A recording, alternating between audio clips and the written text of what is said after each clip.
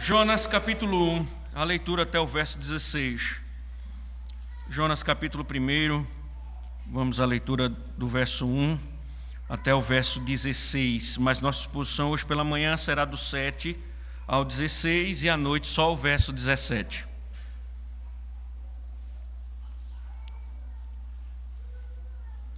A palavra do Senhor veio a Jonas, filho de Amitai, dizendo: levante-se e vá à grande cidade de Nínive e pregue contra ela, porque a sua maldade subiu até a minha presença. Jonas se levantou, mas para fugir da presença do Senhor, para Tarsis. Desceu a Jope e encontrou um navio que ia para Tarsis. Pagou a passagem, embarcou no navio para ir com ele para Tarsis, para longe da presença do Senhor. Mas o Senhor lançou sobre o mar um forte vento e levantou-se uma tempestade tão violenta que parecia que o navio estava a ponto de se despedaçar. Então os marinheiros ficaram com medo e clamavam cada um ao seu Deus. Lançaram no mar a carga que estava no navio para que ele ficasse mais leve. Jonas, porém, havia descido ao porão do navio. Ali havia se deitado e dormia profundamente. O capitão do navio se aproximou de Jonas e lhe disse: o que está acontecendo com você? Agarrado no sono? Levante-se, invoque o seu Deus. Talvez assim esse Deus se lembre de nós, para que não pereçamos. Os marinheiros diziam uns aos outros: vamos lançar sortes para descobrir quem é o culpado desse mal que caiu sobre nós. Lançaram sortes, e a sorte caiu sobre Jonas. Então lhe disseram: agora nos diga, quem é o culpado por este mal que nos aconteceu? Qual é a sua ocupação? De onde você vem? Qual a sua terra? E de que povo você é? Jonas respondeu: eu sou hebreu e temo o Senhor, o Deus do céu, que fez o mar e a terra. Então os homens ficaram com muito medo e lhe perguntaram: o que é isso que você fez? Pois aqueles homens sabiam que Jonas estava fugindo da presença do Senhor, porque ele lhes havia contado. Então lhe perguntaram: o que devemos fazer com você para que o mar se acalme? Disseram isto porque o mar ia se tornando cada vez mais tempestuoso.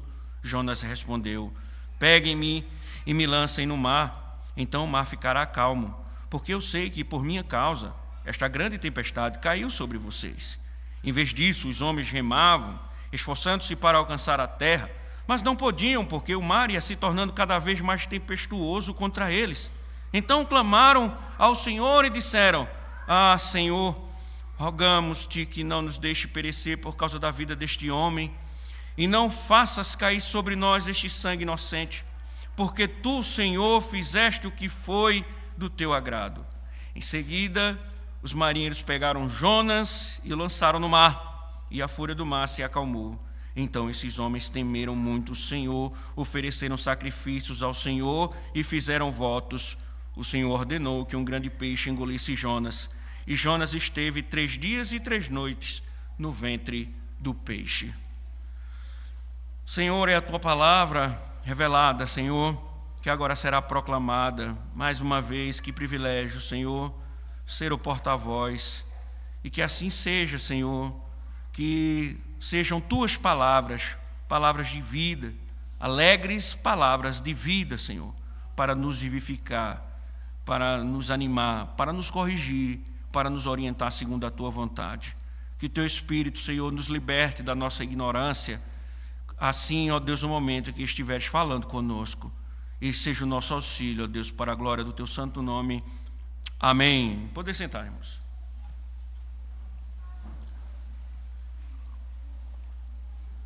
Palmer Robertson, no seu livro, seu comentário sobre Jonas, um livreto inclusive, ele faz o seguinte comentário em um dado momento do comentário seu sobre o livro de Jonas.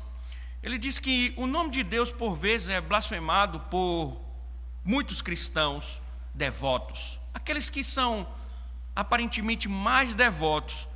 Parece que por vezes eles são rapidamente pecaminosos com relação à blasfêmia, o nome de Deus.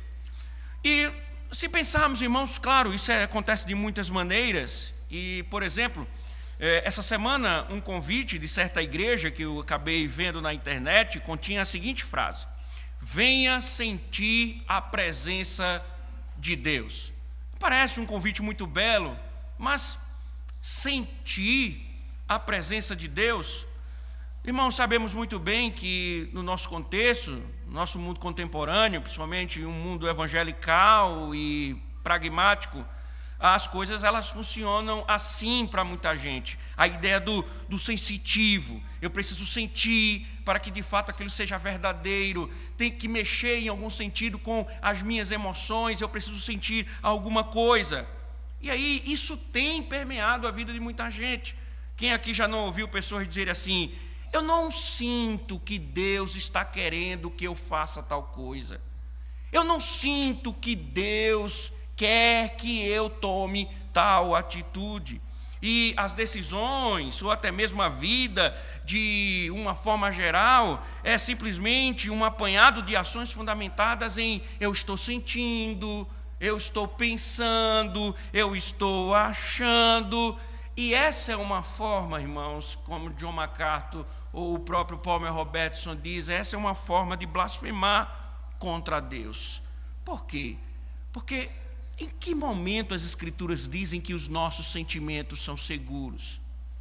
Em que momento das Escrituras é dito que eu posso confiar nos meus sentimentos? Quem disse, qual apóstolo, qual profeta disse que os sentimentos devem nos guiar? A paz, irmãos, inundou a vida de Jonas. Mesmo fugindo de Deus, ele dormia como um bebê, ele sentia paz. Contudo, os nossos sentimentos não significam nada, principalmente quando se foge de Deus. E um fugitivo anestesiado pela tolice do pecado, ele por vezes precisa despertar, ele precisa acordar do seu sono. Ele não pode ser guiado pelos seus sentimentos. Então Deus o despertou. Deus não considerou o que Jonas pensava, o que Jonas sentia. Para Deus, seus sentimentos não significaram nada. Então Deus simplesmente, em sua soberania, vai tirar-lhes a paz que tanto o adormecia. Ou seja, irmãos, essa parte que nós veremos hoje nós falamos aqui que um dos temas principais do livro de Jonas é a soberania de Deus em conduzir a história, em conduzir as nações e também em conduzir em particular a vida de um profeta que foge de sua vontade. E é aqui, irmãos, que nós vemos nesse texto a soberania de Deus. Não é o sentimento, não é nada da vida de Jonas que governa, mas é o próprio Deus governando, que ele começa a restaurar a vida de um profeta fugitivo. Então, se pouco importa o que nós sentimos, pouco importava para Deus o que é que Jonas sentia. O importante mesmo, irmãos, é que o que Deus vai fazer agora é que, apesar da sonolência de Jonas, apesar dos seus sentimentos de paz, apesar de tudo estar sendo tranquilo, Deus agora vai restaurá-lo. E o que nós aprendemos, irmãos, automaticamente como lição é que os filhos de Deus não continuam a pecar por muito tempo sem ser tratados por Ele. Os filhos de Deus não continuam a pecar por muito tempo sem ser tratado com Ele. Então entenda uma coisa: se você não é eleito, não é filho de Deus, não faz sentido o sermão de hoje. Não faz sentido, não fará sentido. Mas se você é um eleito do Senhor e filho de Deus, fique certo, se você estiver vendo o pecado, Deus vai tratar com você. Deus vai tratar com você. Mas como é que Deus faz isso? Como é que Deus trata um profeta que está em paz no seu pecado, mesmo fugindo de Deus? Como é que Deus, quais são os passos dados dentro da narrativa que Deus começa a tratar com o profeta? A primeira coisa, irmãos, que nós vamos ver no texto é que quando Deus começa a tratar aqueles que estão em desobediência, a primeira coisa que Ele faz é revelar o pecado. Veja que a princípio a fuga parecia ter sido bem sucedida E o texto é claro que Jonas dormia profundamente, ele estava em paz, a sensação dele era que estava tudo bem, mesmo ele numa situação rebelde. No entanto, nós observamos no decorrer do texto que uma tempestade começava a castigar o navio, e os marinheiros entenderam que ali havia alguma coisa dos deuses, e de fato havia, o texto deixa claro que ali era Deus atacando a embarcação. Mas os marinheiros, meus irmãos, ainda careciam de compreender por que essa ira, por que essa revolta, porque eles estavam lidando com uma tempestade diferente das que eles lidavam durante o seu trabalho. Então, alguma coisa, houve alguma ofensa, houve alguma situação. E aí então o texto diz que Jonas, ele foi acordado no verso número 6 para clamar aos deuses ou ao Deus dele, mas a narrativa mostra que não há nenhuma mudança, as coisas continuam intensamente transtornando ali aquela embarcação. Então, a partir do verso 7, nós vemos que eles tiveram uma ideia. Então, eles disseram uns aos outros, verso 7, vamos lançar sortes para descobrir quem é o culpado desse mal que caiu sobre nós. Irmãos, tudo o que estava acontecendo era incomum para eles e deduziram o que o texto está querendo mostrar, que eles deduzem que havia alguém que agiu ofendendo alguma divindade. Alguém fez alguma coisa que ofendeu a deidade furiosa. Agora, o que chama a atenção, irmãos, aqui, talvez não se perceba, veja que curiosidade. Como é que eles deduzem, uma vez que eles têm a consciência de que alguma coisa foi feita, como é que eles deduzem que o ofensor foi o outro? Veja, eles chegam à conclusão de que houve alguma ofensa à divindade, mas eles não pensam em si mesmos. Eles estão procurando alguém que poderia ter feito isso. Eles não fizeram nada que ofendeu a divindade. Então, observe, irmãos, no princípio importante aqui, como o mundo pensa por vezes.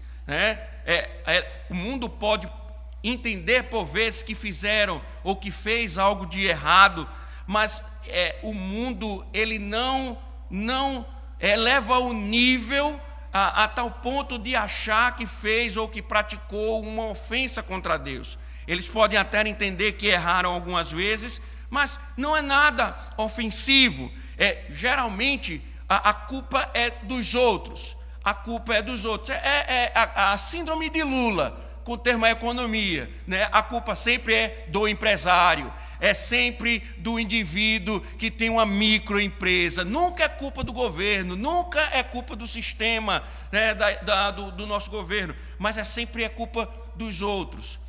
Veja, eles não procuraram neles mesmos, mas eles sabiam, né? Alguém fez alguma coisa, por isso que a deidade está furiosa. Mas, irmãos, essa não é uma síndrome de Lula do mundo, é uma síndrome de todo ser humano envolvido pelo pecado. Não é algo exclusivo da impiedade. Há uma tendência, irmãos, e entre o povo de Deus, pensam da mesma forma. Eles pecam, mas não é tão grave assim. Eles cometem pecado, mas não é tão ofensivo assim. Então, geralmente, a culpa é sempre dos outros. O sermão de domingo é sempre para os outros. A exortação do Senhor é sempre para os outros. É aquela sensação de que nós não cometemos nada ofensivo, e nós nos deparamos disso quando vamos tratar em particular, quando vamos tratar na reunião do conselho. Não foi tão grave assim, foi só um erro, foi só um lapso, foi só uma dificuldadezinha. Nunca é visto como transgressão da lei. Os outros não. Os outros transgridem a lei. Os outros são pecadores. Os outros não valem nada. Os outros são miseráveis. Mas nós não. Nós temos a tendência assim, não, nós não transgredimos a lei deles. Pastor, eu tenho faltado ao domingo, mas veja bem, não é tão grave assim. Eu tenho sido negligente com o dia do Senhor, mas não é tão grave assim. Era isso que eles estavam fazendo, irmãos. E o que nós não percebemos é que tanto o mundo como, por vezes, aqueles que se dizem crentes, nunca, isso é um comportamento que mostra que nunca estão dispostos a admitir seus pecados e a justa ira divina.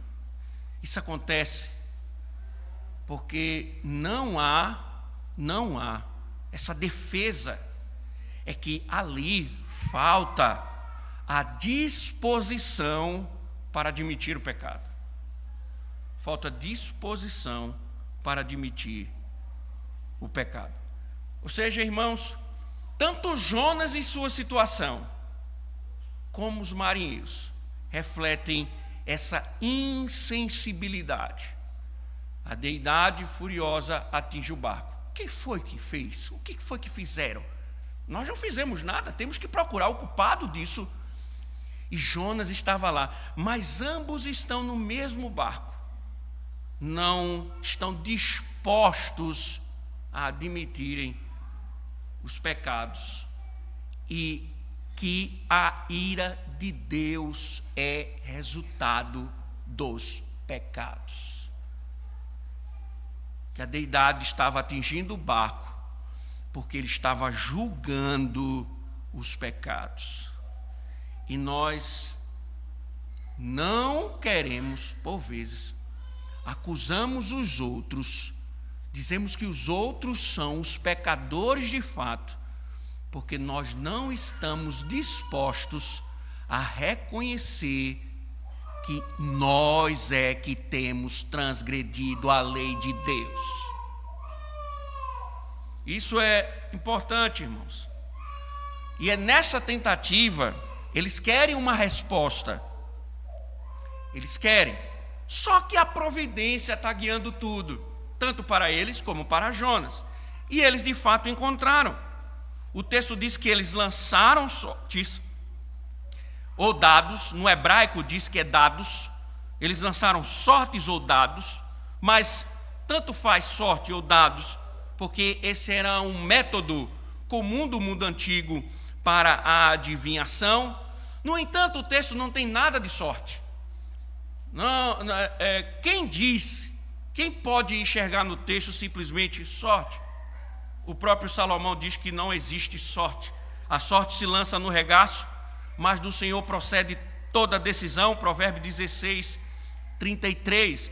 Então, o que eles pensavam ser sorte, um simples jogo, na realidade não era fruto do acaso, porque Deus estava conduzindo tudo, e por uma questão simples, chegou a hora de expor o pecado de Jonas.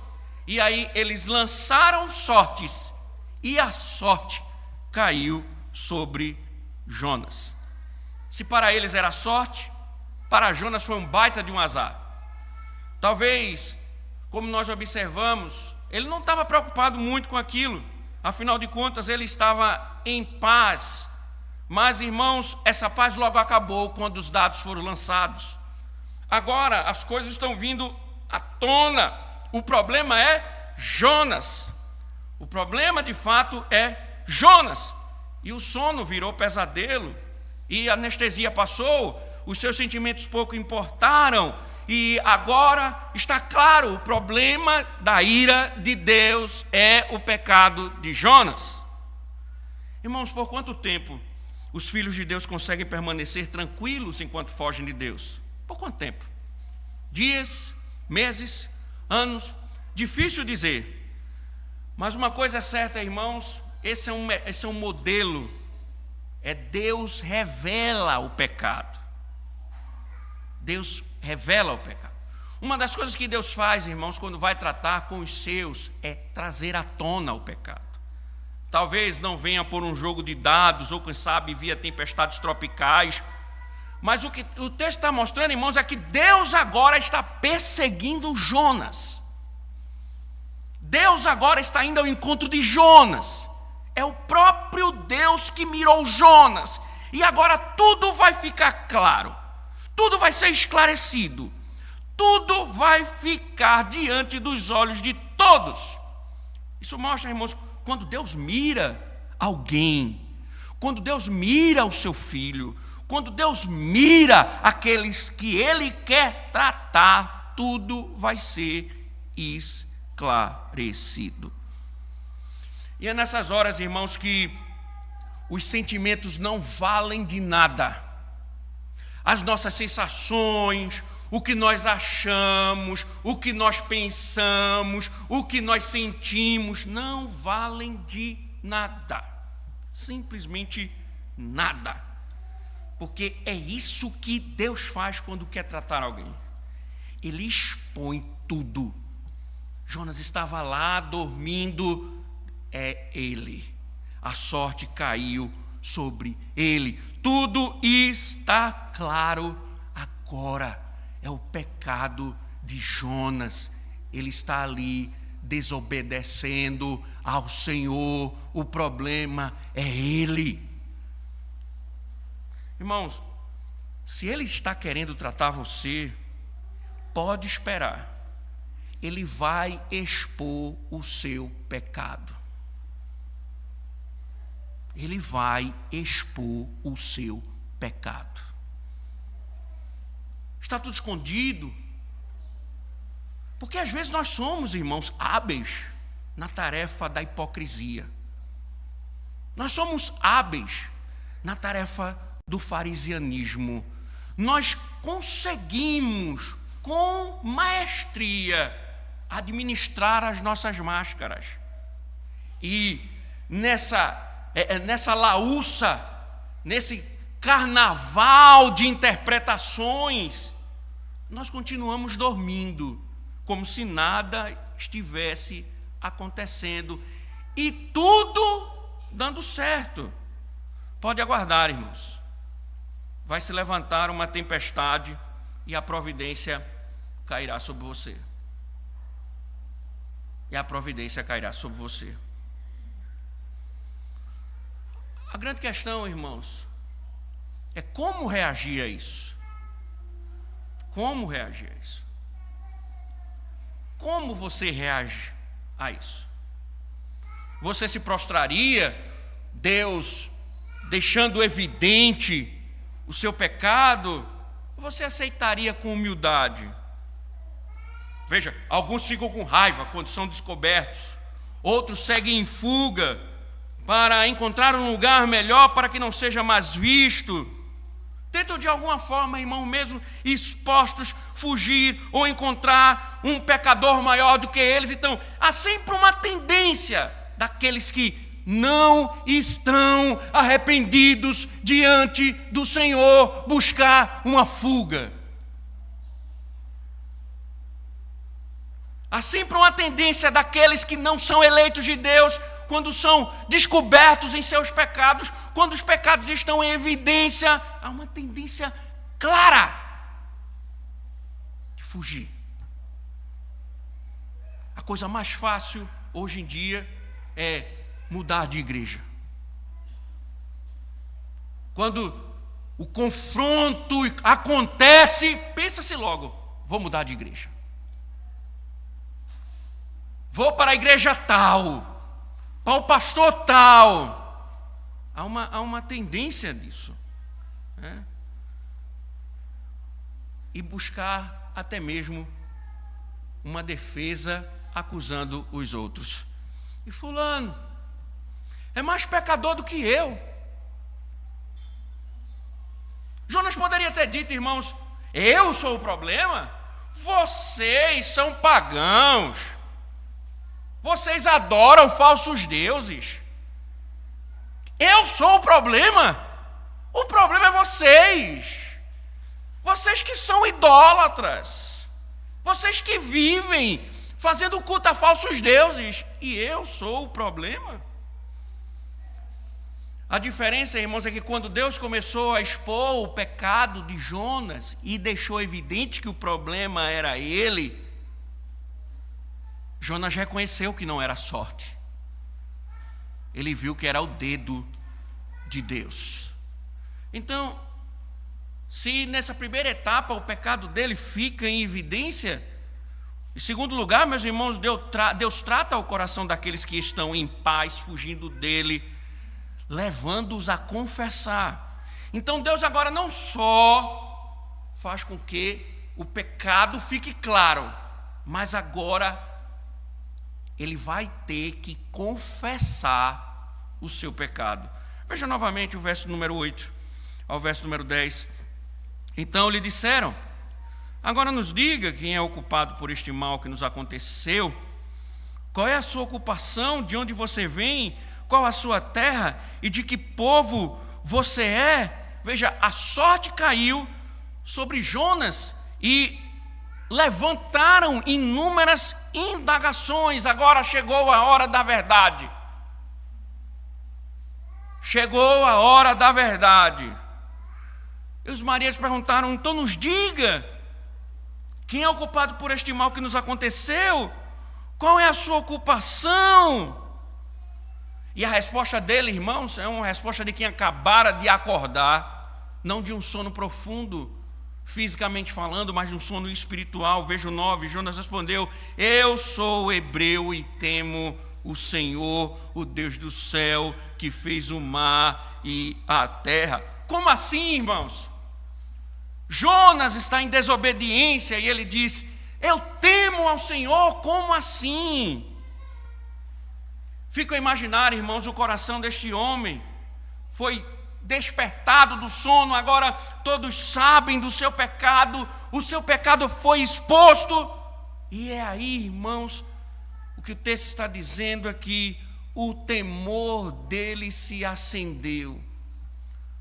O temor do Senhor agora voltou a acender no coração de Jonas. Então, irmãos, aprendam uma coisa. Sabe por que a gente se afunda no nosso pecado?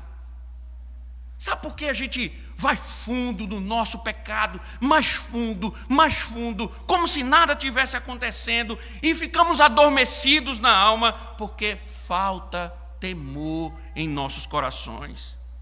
Falta o temor. Irmãos, quando o temor desaparece, nós nos afundamos mais e mais no pecado. E o pior, a Escritura diz que nós somos piores do que os demônios. Uma pessoa sem temor é pior do que os demônios. Porque Tiago diz que eles creem e estremecem.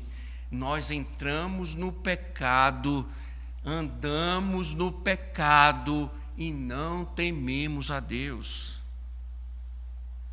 Mas é aqui, irmãos, onde mostra a restauração de um coração.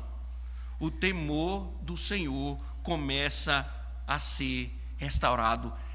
De onde você vem? Quem é você? Eu sou hebreu. Eu temo ao Senhor. Jonas deu toda a sua identidade. Mas ele diz: eu temo ao Senhor. Quer viver livre do pecado, meu irmão? Tema ao Senhor. Esse é o princípio da piedade. Isso é o sinal do cristão verdadeiro.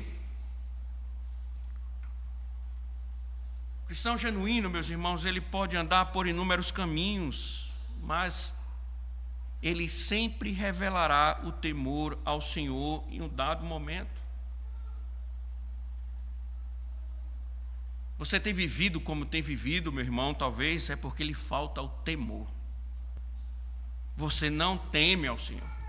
Você talvez tenha medo do pastor, do conselho, dos diáconos, de um outro irmão mais experiente, não sei, você pode temer tantas coisas, mas talvez lhe falte o temor a Deus. Sabe por quê, irmãos? Quando nós pecamos, quem estamos? Qual é a nossa preocupação? Que Deus veja ou que os outros vejam? Quando nós faltamos o dia do Senhor com as nossas mentiras, com a nossa negligência, e que mandamos para o WhatsApp do pastor, dando uma justificativa, nós estamos cientes de que Deus pode não ter aceitado essa justificativa. Será que isso permeia nosso coração? Será que o que movimenta de fato é o temor ao Senhor? Eu não faço tal coisa porque eu estou vivendo diante do corandel, diante de Deus, é por isso que eu não faço. Ou estou temendo os homens? Ou eu estou vindo para a igreja porque senão o conselho vai me procurar na segunda-feira? Eu estou dando o dízimo porque senão o conselho vai me chamar na reunião do conselho? Eu estou fazendo tal coisa ou outra para não ser visto por tal pastor, por fulano? Essa é a nossa preocupação, se for falta temor.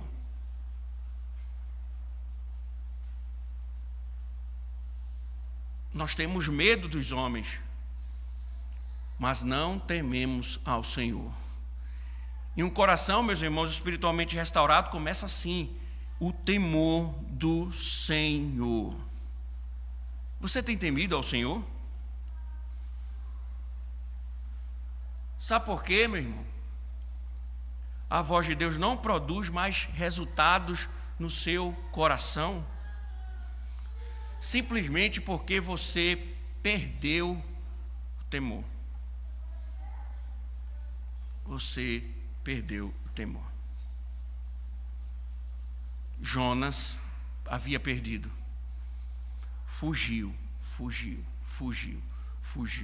Viveu a vida tranquila, até que o Senhor o encontrou.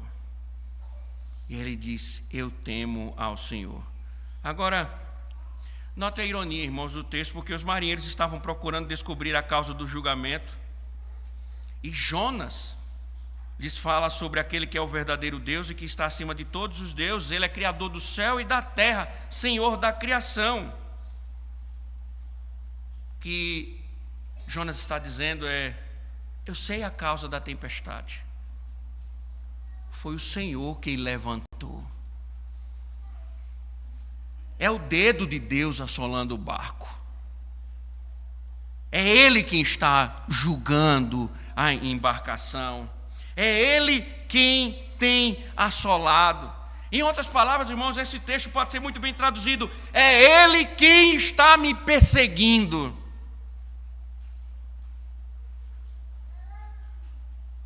O verso 10 diz que eles sabiam que Jonas estava fugindo de Deus.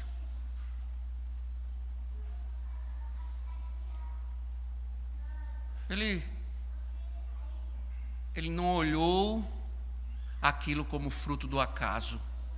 Ele viu a mão de Deus julgando ele.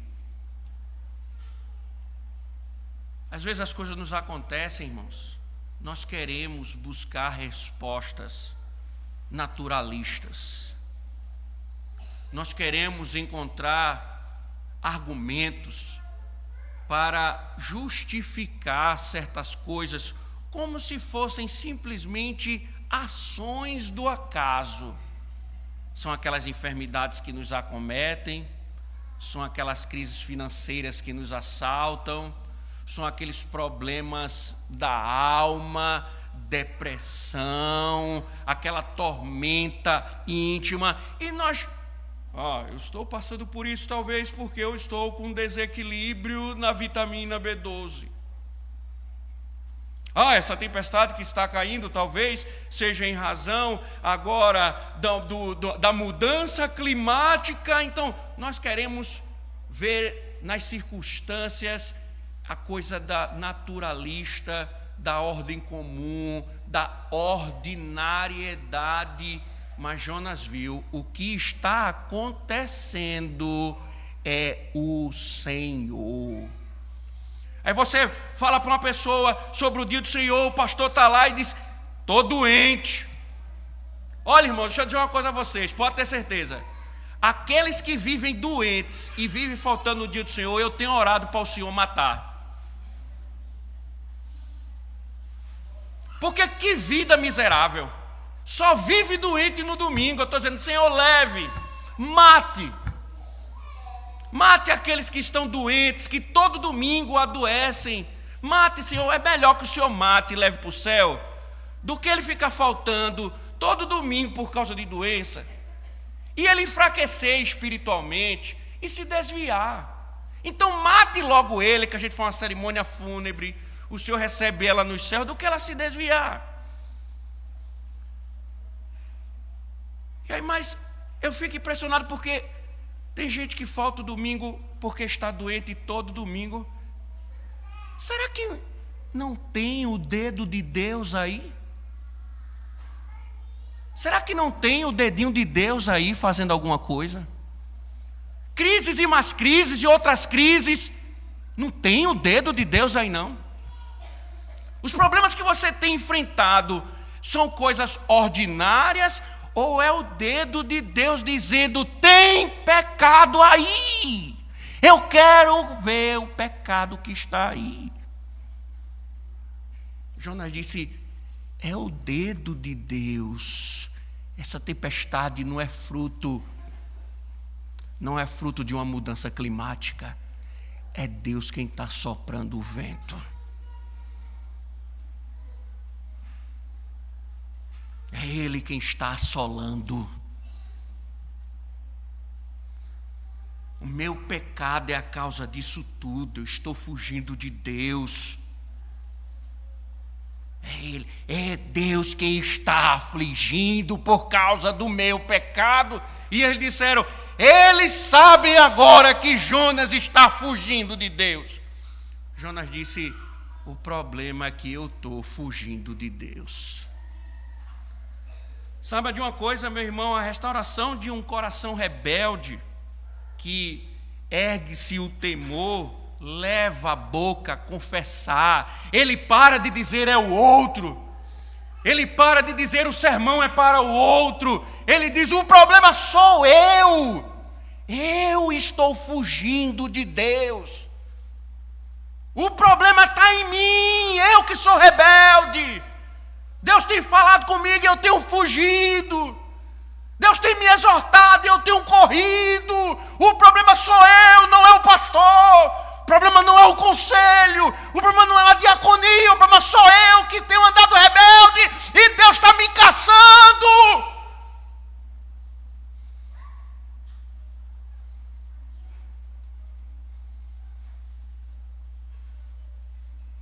Confessa. Confessa. Porque a língua, ela expõe o coração quando há temor. A língua bota para fora. Quando há temor, a pessoa não aguenta mais, a alma entra em tormento. A alma não fica procurando desculpas. A alma é como aquele publicano: Senhor, tem misericórdia de mim, que sou pecador. Alguém, irmãos, que está sendo tratado pelo Senhor, nunca buscará desculpas. Nunca dirá que a culpa é dos outros. É como Jonas: eu sou o pecador. Eu que estou fugindo. Eu pequei contra ele. Se isso não tem acontecido com você, peça a Deus que lhe acorde, que exponha seu pecado, que coloque temor no seu coração. Caso contrário, meu irmão, você está perdido. Jonas estava perdido e continuaria perdido se isso não tivesse acontecido com ele. Ele confessou: estou pecando, estou fugindo de Deus. É isso que você tem que fazer. Se você continuar,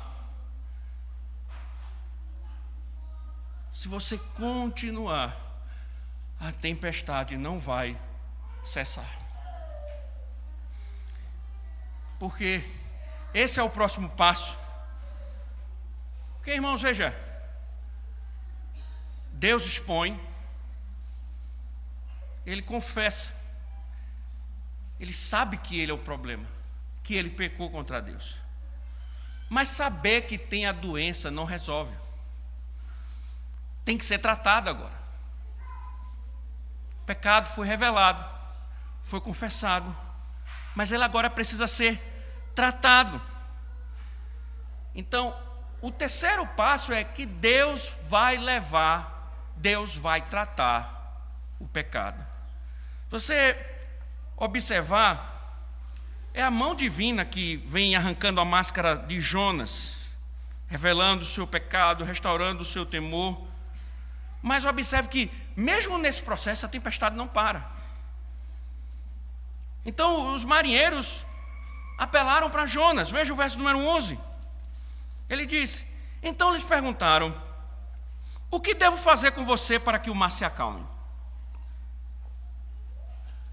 Tudo bem, você fugiu de Deus, pecou contra Deus, mas o que nós temos que fazer? Olha a resposta.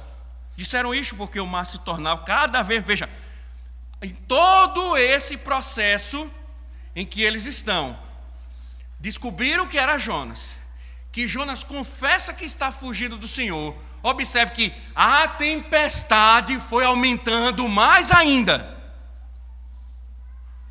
Então você tem que fazer alguma coisa, porque nós já descobrimos o problema, você já disse que era você, que está fugindo do Senhor, mas o mar continua firme. Jonas respondeu, verso 12, veja: pegue-me e me lancem no mar, então o mar ficará calmo, porque eu sei que por minha causa esta grande tempestade caiu sobre vocês. Jonas, eu amo essas histórias, essas biografias proféticas. O cara diz: eu sei que eu sou problema, pode me jogar no mar. Pode me jogar no mar. Jonas sabia que ia morrer. Ele disse: eu sou. Se é para salvar vocês, eu morro, pode me jogar no mar. Se é para salvar vocês, me lancem no mar. Só assim, você me jogando lá, eu morrendo, é que vocês serão salvos. Só que, veja, os marinheiros, eles tentaram de outra forma. Veja o verso número 13. Em vez disso, os homens remavam, esforçando-se por alcançar a terra, mas não podiam, porque o mar ia se tornando cada vez mais tempestuoso contra eles. O que a narrativa, meus irmãos, está dizendo aqui é que os marinheiros deram de tudo, mas não para jogar Jonas, mas para levar a embarcação à terra firme, para que Jonas não fosse lançado no mar, porque eles sabiam: se Jonas é lançado no alto mar, Jonas morreria. E aqui, irmãos, veja a ironia da narrativa. Jonas não queria pregar a graça a um povo pagão, e começa a ver os pagãos sendo convertidos. Não agiu com misericórdia quando negou a graça a pecadores, mas agora vê os marinheiros fazendo de tudo para poupar-lhe a vida. Deus é muito engraçado. Deus é muito engraçado. Porque agora os marinheiros estão agora protegendo Jonas, tentando salvar Jonas, agindo com misericórdia com relação a Jonas. Muitos autores acreditam que isso automaticamente mostra, e no decorrer do texto fica provado, que aqui há conversões na embarcação. Deus começa a converter os marinheiros nessa narrativa. E aí, meus irmãos, isso mostra o que nós estamos vendo no decorrer das exposições. Deus salva quem Ele quer e ponto final. Se Ele quer salvar alguém, Ele vai salvar. E Ele quis salvar Jonas dessa rebeldia. E o que o texto está mostrando é que mesmo corações sendo convertidos ali, Deus queria tratar com Jonas. Por isso que nada do que eles fizessem iria diminuir a tempestade. O texto está dizendo que eles tentaram levar Jonas para a terra firme e Deus assolava mais e mais a embarcação. Então, meus irmãos, não tinha outra possibilidade. Não tinha outro caminho, a não ser este do verso 14 e 15. Veja. Então clamaram ao Senhor e disseram: Senhor, rogamos-te que não nos deixe perecer por causa da vida deste homem, e não faças cair sobre nós este sangue inocente, porque tu, Senhor, fizeste o que foi do teu agrado. Em seguida os marinheiros pegaram Jonas e lançaram no mar, e a fúria do mar se acalmou. Nota, irmãos, sem alternativa, se não aceitar o conselho de Jonas, eles oraram a Deus pedindo que não os responsabilizasse, já que eles entenderam: é a tua vontade, o que está acontecendo é a tua vontade. Aqueles homens que entraram na embarcação pagãos, agora estão submissos ao Senhor, dizendo: foi a tua vontade, vamos lançá-lo no mar. Não adianta, irmãos, tentar andar no temor do Senhor sem tratar o pecado. As coisas só voltariam ao normal quando Jonas fosse tirado do barco. Não adianta, irmãos, pedir que Deus acalme a tempestade quando o pecado ainda permanece. A questão aqui é que é preciso ir à raiz do problema e tirá-lo rápido, porque muitas vezes nós enxergamos a superficialidade. Volto a dizer, meus irmãos, quem transgride o quarto mandamento, o domingo, constantemente, o domingo é só a ponta do iceberg, ali tem inúmeros pecados. Quem negligencia o dia do Senhor tem inúmeros pecados. Porque quando não se tem prazer no dia do Senhor, significa que a alma já está entregue aos pecados. E nós muitas vezes ficamos a atacar superficialmente quando nós esquecemos da raiz do problema. E saber que o problema existe não vai resolver se continuar lá. Saber, irmãos, que estamos pecando não significa nada enquanto o pecado estiver lá. Pastor, eu sei que eu estou errado, isso não resolve. Eu sei que eu tenho pecado em tal área, não resolve. Saber que existe o pecado não resolve. Saber que estou violando o dia do Senhor não resolve. Tem que jogar Jonas no mar. Tem que tirá-lo da embarcação. Ou a tempestade vai continuar. Tens que abandonar o pecado ou não haverá graça. O que você precisa fazer não é só saber que existe, mas varrer o pecado. Jogá-lo fora, lutar contra ele, tirá-lo. Saber que existe não resolve o problema. Você está disposto a isso? Você está pronto e ansioso para que o estado de sua alma seja examinado? Você tem certeza que no seu navio não tem nenhum Jonas?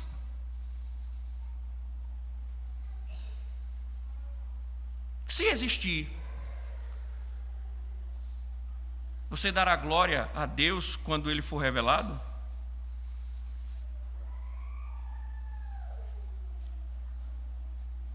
Irmão, se Deus revelou o seu pecado e o temor tem irradiado em você, chegou a hora de lançar fora o pecado.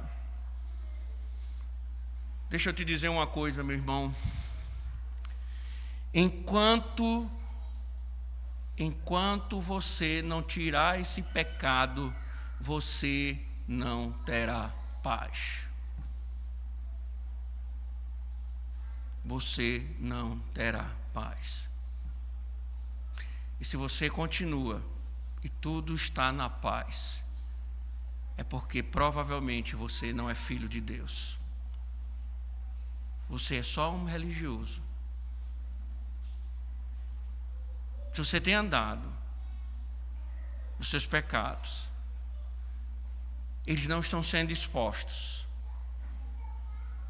A culpa é sempre dos outros. Você não reconhece seu pecado e não os abandona, e está tudo muito bem, a tempestade cessou. Possivelmente você é um ímpio. Sabe, o vaso feito para desonra, você vai ser glorificado, ou Deus será glorificado com a ira que será derramada sobre você. No inferno, você dará glória a Deus por estar no inferno, porque você foi feito para ser desonrado e Deus ser glorificado.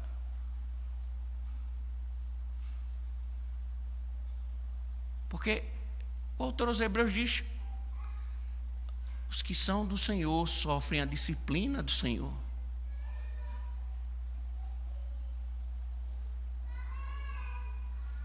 E muitas vezes nós estamos diante de pessoas que sabem que estão pecando contra Deus e não estão tratando o pecado. Mas quando os marinheiros lançaram Jonas no mar, o Senhor acalmou o mar. Veja o verso 16. Então esses homens, verso 15, 16, em seguida os marinheiros pegaram o Jonas, lançaram no mar, e a fúria do mar se acalmou. Então esses homens temeram muito ao Senhor, ofereceram sacrifícios ao Senhor e fizeram votos. Veja, olha como o texto termina, né? Uma embarcação descrente, agora é crente, porque viu Deus tratar o homem que fugia dele. Só viram a tempestade se acalmar quando lançaram Jonas no mar. Só vai, meu irmão, acabar essa tormenta quando você abandonar esse pecado. Richard Phillips, comentando, diz o seguinte: dessa forma, Deus havia enviado sua tempestade não só para despertar seu profeta desviado, mas também para fornecer aos pagãos uma manifestação do seu poder salvífico. Ou seja, a desobediência de Jonas, irmãos, Deus usou contra ele mesmo para se revelar aos pagãos. Agora, eu quero finalizar. Quando você ouve tudo isso, é natural que se pense assim: que sermão duro, que sermão firme. E ao contrário dos marinheiros, não é um sermão daqueles que a gente termina em adoração. De fato, irmãos, quando se fala que Deus vai expor nosso pecado, nós que somos tão mestres na hipocrisia, que Ele vai arrancar de nós uma confissão, que Ele vai tratar o nosso pecado. E quando nós percebemos que estamos enquadrados nisso, não parece ser muito agradável. Mas uma das máximas desse livro, irmãos, é mostrar o seguinte: que apesar disso é um livro sobre graça. Apesar de ser um livro que vai tratar sobre o pecado de Jonas no início, é um livro que está cheio de graça. Porque observem, a indisposição de Jonas levou Deus a tocar no coração dos homens que estavam na embarcação. Mesmo na rebeldia, Deus se utiliza da rebeldia para promover graça. A tempestade que vem foi para promover graça. Então, eleitos são intocáveis? Não. Deus trata a desobediência. Nós estamos vendo. O autor aos Hebreus diz: exortai-vos mutualmente a cada dia, durante o tempo que se chama hoje, a fim de que nenhum de vós seja endurecido pelo engano do pecado. Estejam atentos, cuide do vosso coração, para que vocês não sejam endurecidos.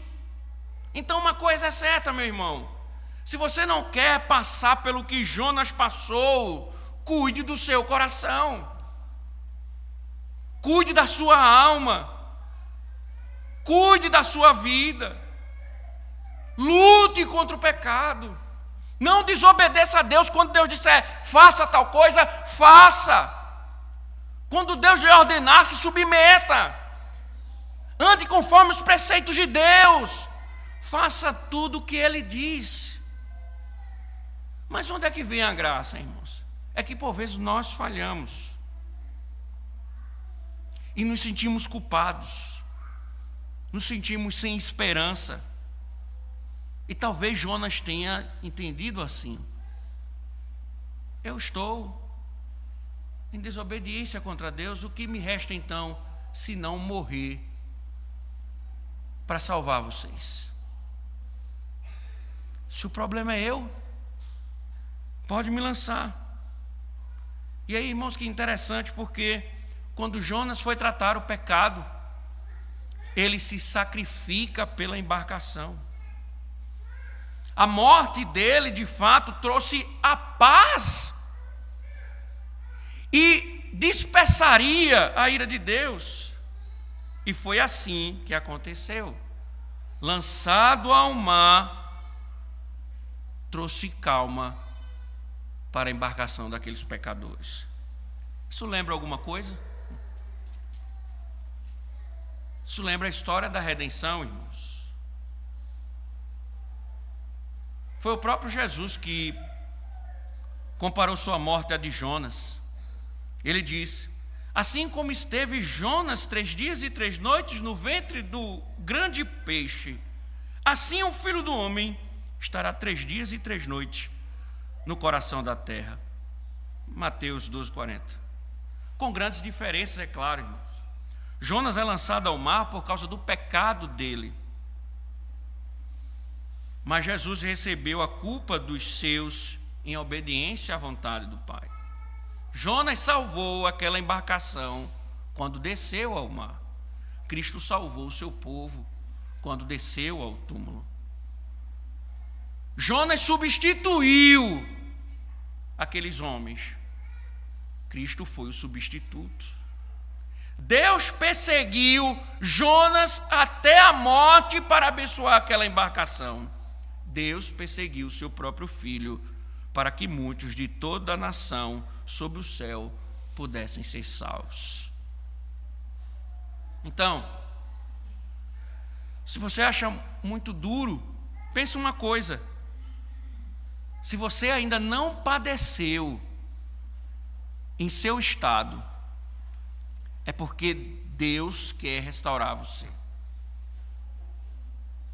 Se você não padeceu ainda, é porque Deus ainda quer restaurar você. Não permaneça indiferente a Ele. Volte-se para Ele. Você está pronto para isso? Você está pronto a se voltar para Deus? Você está pronto hoje a confessar o seu pecado, a lutar contra o pecado? Você está pronto? porque Ele está pronto para derramar graça e conduzir você, purificar você em Cristo, e você finalmente poder se alegrar no Senhor sem máscaras e dizer: eu sou cristão e eu temo ao Senhor, o Deus dos céus, o Deus da terra, que enviou o seu Filho com amor infinito para redimir-me por meio do seu sangue, para que eu declare a sua glória para sempre. Amém. Amém, Senhor. Que a tua graça se estenda sobre nós. E muito obrigado, ó Deus, porque tuas palavras cuidam de nossas almas, para não seguirmos, ó Deus, o caminho de desobediência de Jonas, por exemplo. Ó Senhor, nos ajude e que possamos permanecer firmes diante do Senhor para todo sempre. Amém.